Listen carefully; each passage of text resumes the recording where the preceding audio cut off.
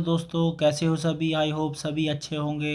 तो दोस्तों मैं आपको आज जो जानकारी देने जा रहा हूँ वो रेलवे रिक्रूटमेंट बोर्ड जम्मू के द्वारा जो CN 3 2024 के में जेई एंड अदर कैटेगरी के डीबी जो हुआ था उसके बाद जो फाइनल लिस्ट जारी करी है प्रोविज़नल बेसिस पे सिलेक्शन की, उसके बारे में जानकारी देने जा रहा हूँ कि कितने लोगों को सिलेक्ट करा गया है और इनकी ज्वाइनिंग का आगे का प्रोसेस क्या रहेगा और कितना टाइम लगभग लग सकता है। तो दोस्तों इस जानकारी को जानने के लिए मेरी वीडियो को अंत तक ज़रूर देखें ताकि आपको पूरी जानकारी मिल सके और आपको एक अप्रोक्सीमेट टाइम पता लग सके कि अगर आपकी सिलेक्शन इस CN के तहत हुई है तो आपको कितने टाइम में ज्वाइनिंग लगभग मिल जाएगी। इससे आपको थोड़ा सा हेल्प ये भी मिलेगी, मान लो कोई हमारा साथी रेल साथी पहले से ही रेलवे में या किसी अन्य डिपार्टमेंट में कार्य कर रहा है तो उसे लगभग कब और कितने टाइम पहले रेजिग्नेशन देना होगा ताकि उसका फ्री टाइम ना हो और आप और उसकी जो पहले सर्विस कर रहा है और नई सर्विस में जब ज्वाइन करेगा तो प्रॉपर सही समय पर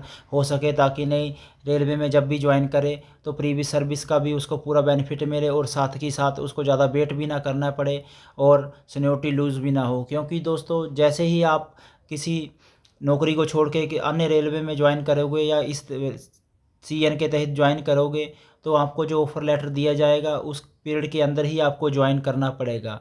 अगर मान लो उसके पीरियड के अंदर ज्वाइन नहीं करते और एक्सटेंशन लेते हो या किसी कारणवश आप प्रॉपर टाइम में ज्वाइन नहीं कर पाते तो उससे सीनियरिटी का लॉस रहेगा जो फ्यूचर में काफ़ी कुछ आपको नुकसान उठाना पड़ता है। तो दोस्तों आइए मैं आपको ये जानकारी थोड़े ब्रीफ में देता हूँ। तो दोस्तों मैं आपको ये बता दूं कि ऐसी इन्फॉर्मेशन और भी फ्यूचर में जानने के लिए और अपनी सेवा संबंधी कोई कंडीशन जानने के लिए मेरे इस चैनल को अगर आपने सब्सक्राइब नहीं करा है तो सब्सक्राइब कर लें और अपने साथी को भी शेयर करें ताकि मेरे इस वीडियो को ज़्यादा से ज़्यादा लोगों तक जानकारी पहुंच सके इस वीडियो के माध्यम से। तो दोस्तों आइए जानकारी मैं आपको शेयर करता हूं। तो दोस्तों कैटेगरी 3 जूनियर इंजीनियर इलेक्ट्रिकल जो RCF के लिए थे उसमें एक ही कैंडिडेट सेलेक्ट हुआ है और category 3 junior engineer electrical DMW जो आज की डेट में PLW है उसके लिए 8 कैंडिडेट यहाँ पे सिलेक्ट हुए हैं जो आप स्क्रीन पे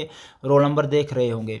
तो दोस्तों category 7 junior engineer electrical TRD northern railway के लिए एक ही कैंडिडेट सेलेक्ट हुआ है।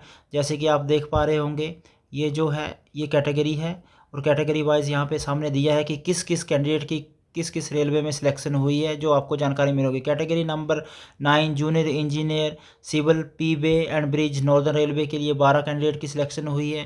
Category 10 junior engineer civil design drawing and estimation DMW जो कि आज की डेट में PLW है उसमें 3 बंदों की सिलेक्शन हुई है दोस्तों। तो अब इसके बाद आता है category number 10 junior engineer civil design drawing and estimation northern railway, इसके लिए 9 कैंडिडेटों की सिलेक्शन हुई है। और category number 11 junior engineer works DMW एक कैंडिडेट की। और दोस्तों कैटेगरी नंबर 12 जूनियर इंजीनियर की बताऊं तो सिविल जो works and research northern railway के लिए है उसमें 20 कैंडिडेट की सिलेक्शन हुई है, ये जो आप देख पा रहे होंगे दोस्तों। और उसके बाद आप देखोगे कैटेगरी नंबर 16 में junior engineer mechanical carriage and wagon northern railway, इसके लिए 9 कैंडिडेट की सिलेक्शन हुई है। Category number 17 junior engineer mechanical design and workshop RCF, इसके लिए 6 पर्सन की सिलेक्शन हुई है दोस्तों। तो category number 20 junior engineer mechanical DMW, तो आप देख पा रहे होंगे दोस्तों ये एक बल्क में सिलेक्शन हुई है और 75% यहाँ पे एक ही यूनिट पे सिलेक्ट होंगे। तो ये जो आप स्क्रीन पे देख रख रहे हैं ये सारे के सारे DMW जो कि आज की डेट में PLW है, यहाँ पे सिलेक्ट होंगे 75 लोग जूनियर इंजीनियर के लिए। तो दोस्तों इसके बाद देखें तो कैटेगरी नंबर 20 से जूनियर इंजीनियर मैकेनिकल RCF के लिए है जो 40% सिलेक्ट हुए हैं। और कैटेगरी नंबर 23 से CMA chemical and metallurgical assistant DMW के लिए 8 सिलेक्ट हुए हैं। और कैटेगरी नंबर 23 CMA RCF के लिए हुए हैं वो 13 कैंडिडेट सेलेक्ट हुए हैं। और category number 27 junior engineer SNT के लिए 1 पर्सन RCF के लिए, और SNT के लिए 27 नंबर कैटेगरी PLW के लिए 2 पर्सन सेलेक्ट हुए हैं। और category number 30 junior engineer SNT के लिए दोस्तों 1 पर्सन हुआ है।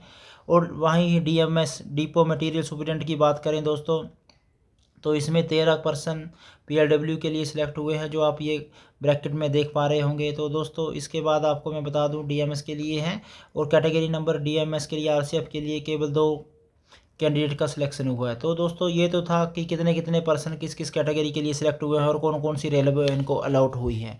तो इसके बाद मैं आपको बता दूं कि further action for appointment will be taken by the northern railway DMW RCF and after verification of panel eligibility condition and original testimonial as per CN 3/2024 CM JE DMS and CMA।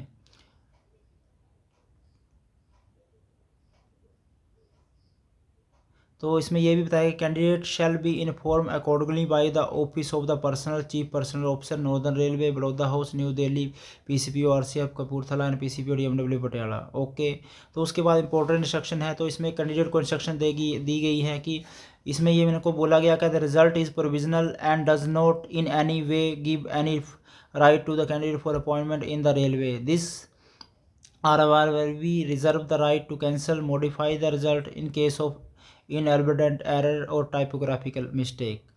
The appointment of any candidate found using unfair means to get selected shall be cancelled summarily and action will be taken. तो दोस्तों ये जो important instruction है इसकी मैं आपको brief में थोड़ा सा बता दूं कि ये इसलिए बताया गया है, वैसे तो आपकी सिलेक्शन पक्की है, लेकिन किसी कारण बस मान लो आपकी कोई डॉक्यूमेंट वेरिफिकेशन फॉल्स पाई जाती है या कोई ऐसी एरर पाई जाती है, तो उस बेस पे आपकी कैंडिडेचर कैंसिल करी जाती है, अदरवाइज़ आपकी सिलेक्शन लगभग पक्की है। तो ये तो सभी साथियों को जो सिलेक्ट हो चुके हैं उनके लिए सबसे पहले बहुत बड़ी बधाई। ऐसे ही सिमिलर हर किसी RRB ने सिलेक्ट करी होगी, जैसे मान लो चंडीगढ़ है, चंडीगढ़ ने भी ऐसी लिस्ट निकाली होगी।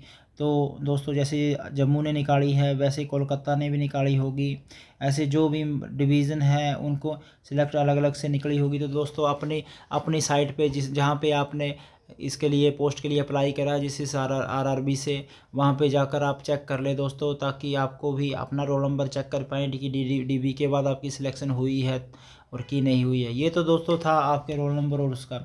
अब मैं आपको बता दूं कि इसमें कुछ टाइम लगता है कि लगभग कितना टाइम लगेगा। तो दोस्तों ये तो था कि आपका पैनल आया है, इसके बाद कंसर्न जो RRB रहेगी वो, जैसे मान लो किसी का RCF में सिलेक्शन हुई है या किसी की DMW में सिलेक्शन हुई है, तो वहाँ के लिए पैनल भेजा जाएगा। पैनल भेजने के बाद दोस्तों इसकी कुछ वेरिफिकेशन ऑथेंटिसिटी वेरीफाई कराई जाती है, जैसे कि आपको यहाँ पे दिख रहा होगा कि वेरिफिकेशन ऑफ पैनल, इस पूरे इसमें बताया गया है कि क्या क्या प्रक्रिया अपनाई जाती है रेलवे में, तब आपकी रिक्रूटमेंट फाइनल करवाई जाती है। तो दोस्तों आपके पैनल की वेरिफिकेशन रहेगी, उसके बाद आपके डॉक्यूमेंट की वेरिफिकेशन, एजुकेशन जो सर्टिफिकेट होएगी, डॉक्यूमेंट वेरिफिकेशन वो रहेगी, जो कि ऑनलाइन या ऑफलाइन होती है डॉक्यूमेंट वेरिफिकेशन। तो दोस्तों ये सब करने के बाद और साथ में आपका पुलिस वेरिफिकेशन जो जिसे बोलते हैं कैरेक्टर सर्टिफिकेट, करेक्टर आपका चेक किया जाएगा अगर करेक्टर सही है कि नहीं, और पुलिस वेरिफिकेशन रहेगी। उसके बाद दोस्तों आपकी ज्वाइनिंग करी जाएगी। तो इसमें लगभग 1 या 2 महीने का नॉर्मली टाइम लग जाता है। इसके बाद दोस्तों आपको एक ऑफ़र लेटर रेलवे की तरफ से, जहां से आप सिलेक्ट हुए हैं, ऑफ़र लेटर जारी करा जाता है। उसमें से 30 दिन का टाइम आपको दिया जाता है। 30 दिन के अंदर आपने रिपोर्ट करना होता है। तो रिपोर्ट करने के बाद दोस्तों आपकी ज्वाइनिंग का प्रोसेस शुरू हो जाता है।